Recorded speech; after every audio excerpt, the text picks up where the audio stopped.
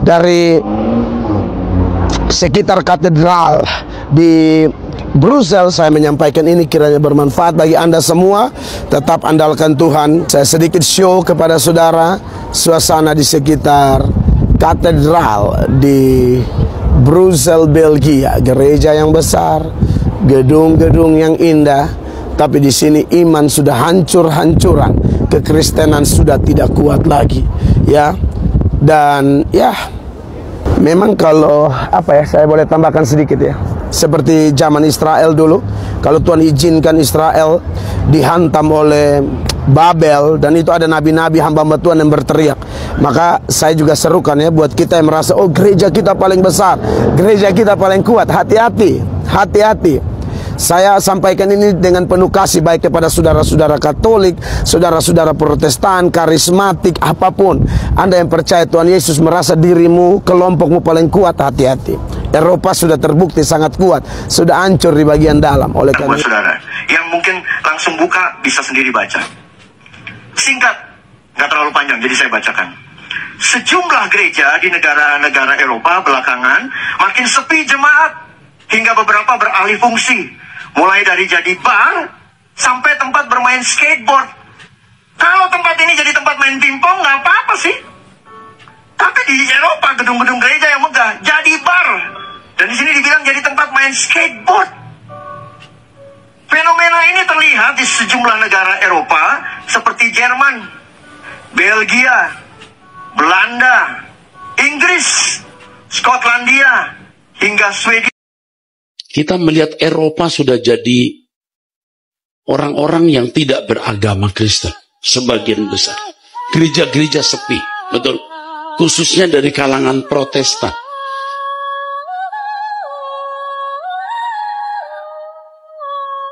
Hasil survei di Amerika dan di Eropa menunjukkan gereja sekarang sudah mengalami penurunan.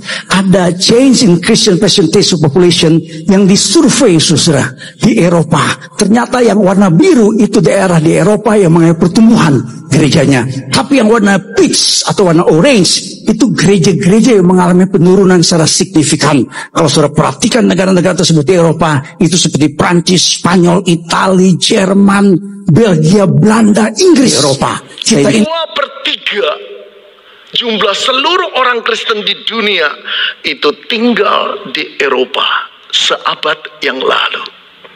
Hari ini tinggal 1/4-nya. 25%, setengah lebih mengurang. Saudara yang dikasihi Tuhan, itulah keadaannya.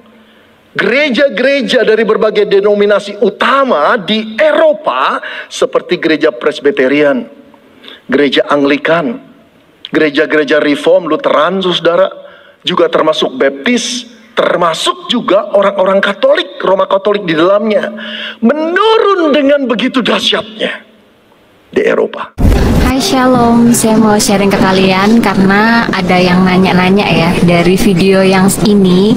Saya sharing tentang gereja di Maastricht, Belanda udah menjadi toko buku yang tadinya dipakai untuk penyembahan, pujian, belajar firman, tapi sekarang udah menjadi toko buku.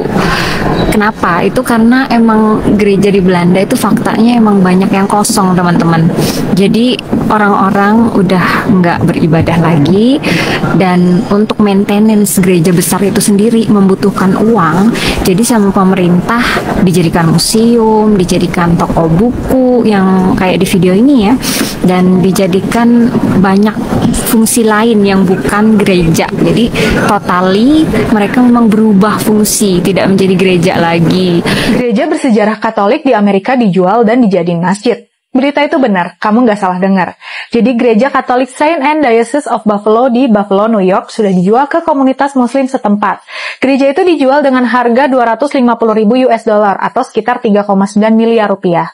Gereja itu akan dialihfungsikan jadi masjid. By the way, gereja Saint Anne dibangun pada 1886 oleh imigran Jerman. Gereja ini harus ditutup pada 2007 karena jumlah umat paroki tidak cukup untuk bikin gereja itu bertahan.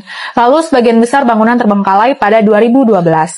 Makanya pada 2022, bangunan ini dijual ke perusahaan Buffalo Crescent Holding. Berita penjualan ini juga dibagikan akun ex-pastor R. Firling dengan foto katedral bergaya gotik dan telah dilihat 11 juta kali. Keuskupan Buffalo ngaku kalau finansial jadi masalah utama bangunan ini dijual. Soalnya biaya perbaikan gereja bergaya gotik itu aja mencapai angka 30 juta US dollar atau 464 miliar rupiah. Joe Marton dari Keuskupan Buffalo bilang jumlah biaya fantastis inilah yang bikin gereja bangkrut pada 2020. Kebangkrutan juga disusul karena adanya 900 kasus dugaan pelecehan seksual yang melibatkan pendeta dan pegawai lainnya. Akhirnya pada November 2022, gereja St. Anne bersama kompleks sekolahnya dan biara tutup karena dijual ke Downtown Islamic Center atau DIC yang berafiliasi dengan Buffalo Christian Holding. Sudah kita dengarkan apa yang umat Kristen katakan. Gereja sepi, banyak yang dialih fungsikan, banyak juga yang dijual, bahkan banyak yang menjadi masjid. Apa yang membuat orang-orang Eropa malas ke gereja? Terutama generasi mudanya. Kemana mereka pergi? Mungkin generasi muda Kristen Eropa tidak tertarik lagi pergi ke gereja di hari Minggu untuk mendengarkan Bapak Pendeta membacakan firman. Sebenarnya generasi muda Eropa ini tidak bisa disalahkan atas fenomena sepinya gereja di Eropa. Mari kita dengarkan Bapak-Bapak Pendeta berbicara tentang teologi Kristen. Kita lihat dalam kemanusiaannya, tetap sekaligus dalam kemanusiaannya itu juga ada kealahannya. Dan di dalam kealahan Yesus tentu kita tidak bisa pisah dari Bapa dan Roh Kudus yang tidak kelihatan. Ya, ini ajaran yang sangat-sangat indah, tapi sangat sulit dimengerti oleh orang-orang di mana Roh Kudus tidak bekerja dalam hati mereka. Hanya orang-orang percaya yang Roh Kudus bekerja dalam hati mereka yang boleh memahami doktrin Allah Tritunggal ini. Saya harus katakan, tidak ada pribadi Allah Bapa dalam kekekalan, tidak ada pribadi Allah Anak dalam kekekalan, tidak ada pribadi Allah Roh Kudus dalam kekekalan. Tidak ada tiga pribadi dalam kekekalan dengan fungsi masing-masing yang berbeda-beda. Allah Bapa berfungsi menciptakan langit dan bumi serta segala isinya. Ya, ketika manusia jatuh ke dalam dosa, Allah Anak bertugas turun menebus. Dan kemudian Allah Roh Kudus yang bertugas menjaga karya yang sudah dilakukan oleh Allah Anak. Saya harus kembali kepada Alkitab. Ajaran Alkitab secara murni dan konsekuen. Tidak ada dua atau tiga atau banyak pribadi Allah. Only one person of God.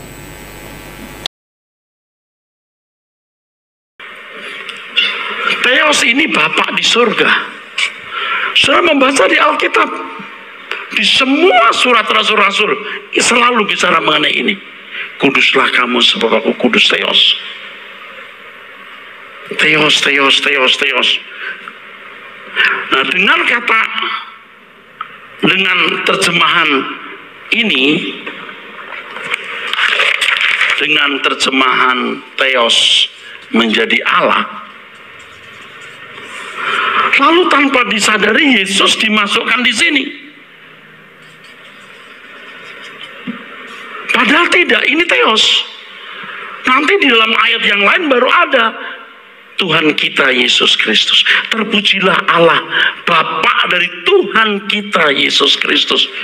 Baca. Terpujilah Allah, Theos maksudnya, Bapa dari Tuhan Yesus Kristus.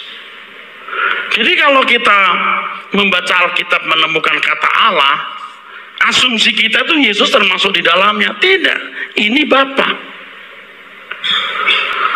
Bicara seperti ini berat sebenarnya, saudara, berat. Karena konsep orang sudah salah. Faktanya memang Tuhan Yesus itu tidak sederajat dengan Bapa, itu kuncinya di situ.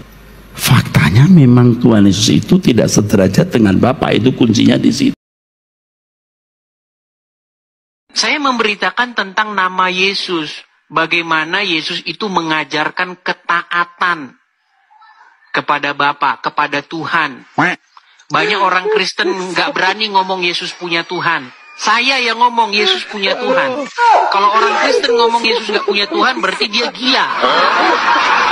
Saya itu ingin membawa apa yang benar-benar diajarkan Bible. Begitu loh.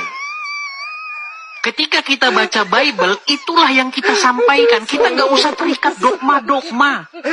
Nggak usah dogma-dogma. Siapa Tuhannya Yesus? Ya Bapa di sorga. Yesus itu hambanya Bapa di sorga. Jadi antara Bapa, Tuhan Yesus Kristus, dan Roh Kudus, ketiganya setara. Tidak ada yang lebih besar dari yang lain. Tidak ada yang lebih kecil dari yang lain. Tidak ada yang lebih tinggi dari yang lain. Tidak ada yang lebih rendah dari yang lain. Tidak ada yang lebih maha kuasa dari yang lain. Tidak ada yang lebih kekal dari yang lain. Ketiganya sama kuasanya, sama kekalnya, sama mengasihinya, sama kudusnya, setara dalam segala hal. Mereka silang pendapat satu sama lain. Bagaimana orang mau datang ke gereja? Hal yang sangat fundamental saja, para pendeta ini berbeda-beda pendapat. Di abad media sosial yang sekarang begitu terbuka, setiap orang bebas memperdebatkan segala hal, termasuk tentang agama, termasuk juga tentang teologi, termasuk hal-hal yang rahasia sekalipun pada abad yang lalu, sekarang dibuka lebar-lebar. Kalau hal fundamental saja sudah berlainan pendapat antara pendeta yang satu dengan pendeta yang lain, bagaimana jemaat mau datang ke gereja? Hanya agama yang logis, seragam, kitabnya satu, mudah dijelaskan, mudah dicerna, cara peribadatan dicontohkan oleh pembawa agama itu sendiri, yang akan bertahan di abad media sosial sekarang ini, yang akan bertahan ke depan. Terima kasih sahabat-sahabat, semoga video ini bermanfaat. Sampai ketemu di topik yang akan datang. Assalamualaikum warahmatullahi wabarakatuh.